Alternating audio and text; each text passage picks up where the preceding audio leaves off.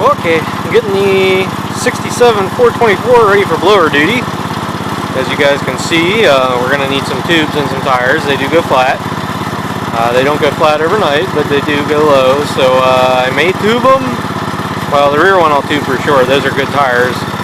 The fronts, on the other hand, are so-so in the first place. So I'll look around and see what I got. Step 1, step 2, I got to put a battery in it. I got to actually put the blower on it and make sure I got a U-joint that'll work between the two. And we'll go from there.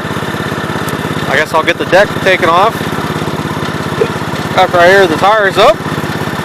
And the other thing is the air filter housing needs put back on. Fell off last time I was using it. I didn't exactly know it at the time, so I found it. So anyhow, let's get after it. So as you guys can see, I got the blower on, and I had some people stop over in between there, and I stopped and was talking to them. I shut the tractor off, and guess what?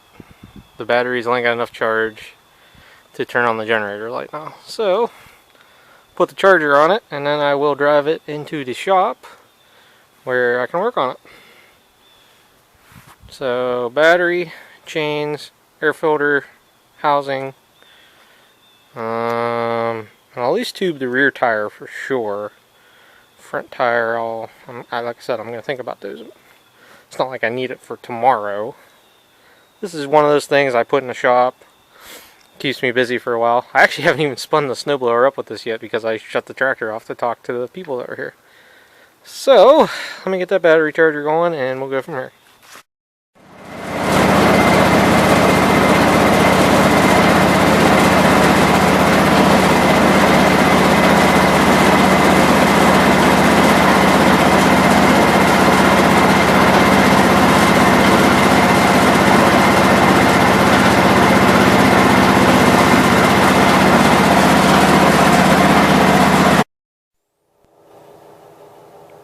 Alrighty guys, so I got the air filter housing reattached, and this time I put some lock washers under the screws because the normal screws seem like they're too long on the really early carburetors, and then the choke shaft binds, and what you do is, I'll back it out just a quarter or half a turn. Well, then they fall out. Ask me how I know. So got that done. Didn't really get too much further on anything else. I kept kind of hitting roadblocks. All my drill batteries were dead. That one just finally charged up now, and because the like the bolt for the park, I guess you want to call it like the parking stand or the parking foot or whatever it's technically called. Anyhow, it keeps it sitting level when you take it off the tractor from tipping back.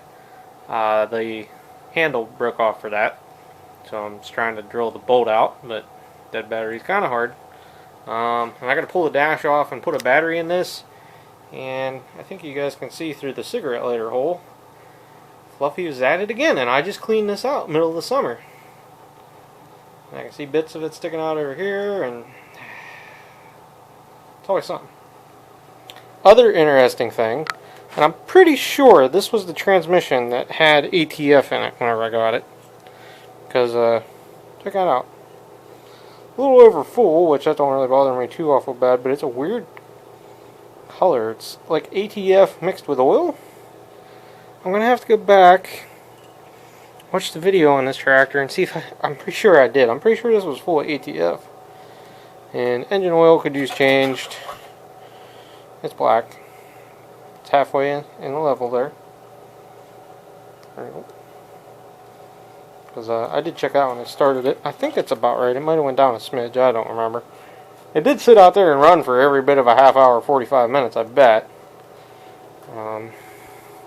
Anyhow, then I got sidetracked on another project. I realized because the wood's stacked up against the wall out here, it's kind of pushed this side in and it pulled that apart. So I'm trying to, I'm going to put a 2x4 in the corner there and screw it together the whole way. It's only screwed together the bottom, middle, and up at the top. So I got sidetracked. Again, all my batteries are dead, so I can't run my impact to put screws in. So I knocked off on that project too. So anyhow, I think I'm going to call it a night. And I think it's going to be another spot I clean up, because doesn't that just look so much better without all that junk over there? Yeah, it's not junk, but I know. Do I really... There's either one or two of these hoods hanging up, or sitting over in the one tank garage over there. And I know there's one of these hoods. So, nah. Take them and put them over there, because guess what? As soon as I get rid of them, I'll need them. So, alright. Rambling on. Enough for tonight. Alrighty guys, out here working tonight. Got tire chains put on 424 here. I've actually been working on making these chains. I thought these were two pair of good chains, and I found out this one over here is about the most put together garbage I've seen in a while. That one over there I had to make a big extension for. You can see I added in just 2 links just to keep them from dragging on the brake parts and whatnot. But about yay long, probably about a foot. I don't know what the heck these were for, but I had to make them work. So I was digging through all of my tire chain hoard over there, lower drawer over there, and the plastic bin and everything to make that work. I did get the bolt drilled out down there in the snowblower. You see that? And I got a regular bolt put back in there. So basically you have to have a wrench to put the leg down, which is not the end of the world to me. And I think right now I am going to call it a night, guys. So tomorrow I pulled the battery out of the GMT 900 because I'm not going to start and run it, and I put it on the maintenance charger. And it's all charged up. So you can see I had all the special tools for making tire chains. You know, cutters, vice grips, 1/2-inch wrench, put stuff together. Somewhere there's probably a couple flathead screwdrivers floating around. So, alrighty. So we'll see what we can do. I kind of forgot this is the tire that I never seated on the bead really well, even though it has a tube in it, like you guys can see there. Finger down in behind it. This tire, I had a ton of air in it. I remember trying to get it to seat. So I may play with it some more. I may spray some blaster on it here before I go in for the night and just see what happens. So, but like I said, that's it for me tonight. Alrighty guys, got the gearbox oil changed in this blower because I don't know that I have ever changed it or ran it really. But you can see the oil on this side come out of there, and that's the new oil I put in there. It's got mineral spirits, I think it's GL1, something like that. You got to have GL4 or lower in these because of the brass gear. So anyhow, I got another battery put in here. I got the fluffy nest cleaned out of it, and I got the tire chains put on, topped off the motor oil.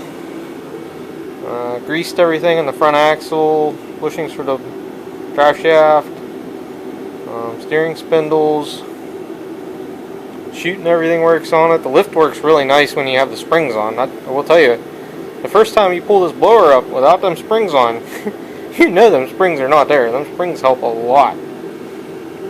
So, without further ado, the hardest part is going to be what project to bring in next. I don't know. I got a couple different ones in mind. I would love to bring the 8163B in and just get it running again. Just to hear it run and drive it around. But considering, well, I could put a snowplow on a tractor, but it doesn't make any sense. The other thing would be the 126 Cub or the 129 Cub. And if I start into the 129, I'm going to keep fixing stuff on it, so that's going to be a whole other issue, and those two things I'm not really going to have parts for unless they're motor parts. So I don't know. I did run this the other day, definitely carburetor issues. Now I'm going to pull the suction screen out of the transmission, the same as Big Blue, and go from there. So for right now, I don't know what the next project is, but I guess I'm going to go around and check the rest of the snowblower gearbox oils. And it's about lunchtime now, so I guess I'll back this thing out of here, and after lunch figure out what I'm going to do, I guess. So, any kind of luck.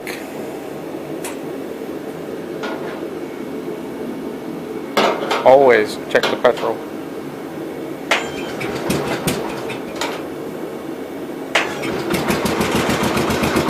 She'll fire up and run. Sweet.